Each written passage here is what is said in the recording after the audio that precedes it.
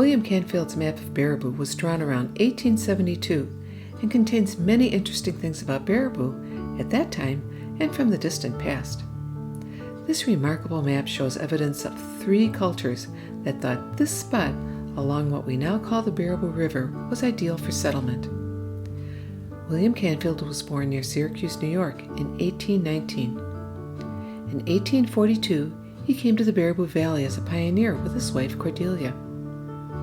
At that time, Wisconsin was a territory of the United States, and Sauk County was only 2 years old.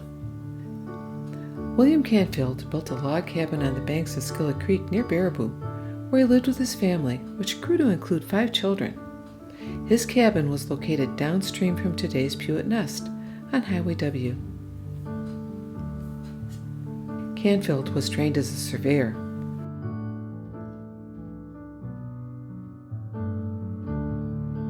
What is a surveyor?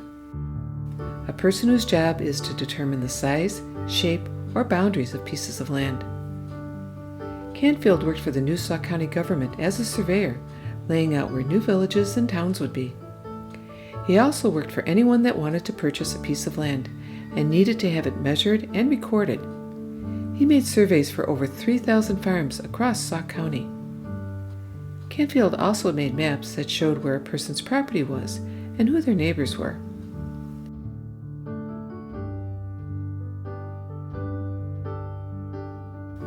Land is measured in acres, and near each name is a small number showing the number of acres that each person owned. These maps also show squiggly lines where rivers and streams are, and sometimes even show buildings like schoolhouses.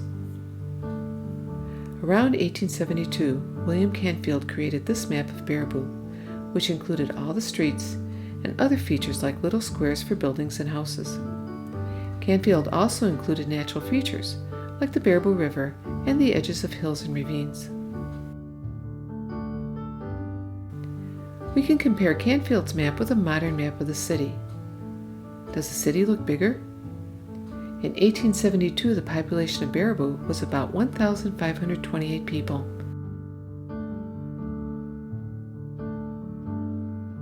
Today, Baraboo has over 12,000 people. By using both maps together on top of each other, we can see how the city has changed and how it has remained the same. We can see things that have disappeared and what things are new. Sometimes it is hard to compare, but if we zoom in and look closely, we can compare the past with the present.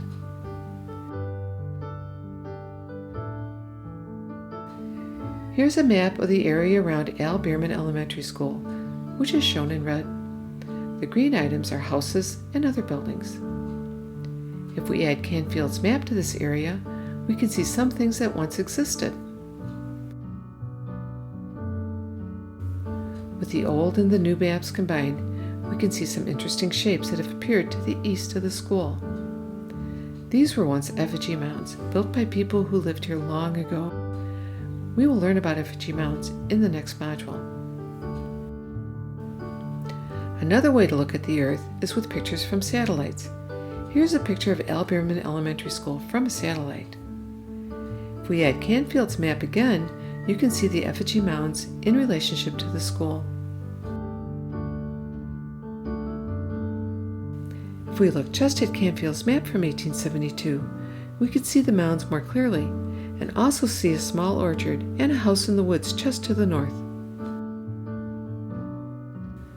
The house and the mounds are gone, but by using maps we can see what used to be here and what has changed. We can use Mr. Canfield's maps to explore several aspects of Baraboo history. We can look at some things that were here long before the current city of Baraboo that can tell us about people who lived here hundreds of years ago. We can also look at some things that can tell us why the city is here today and what made it grow and what became what we see today.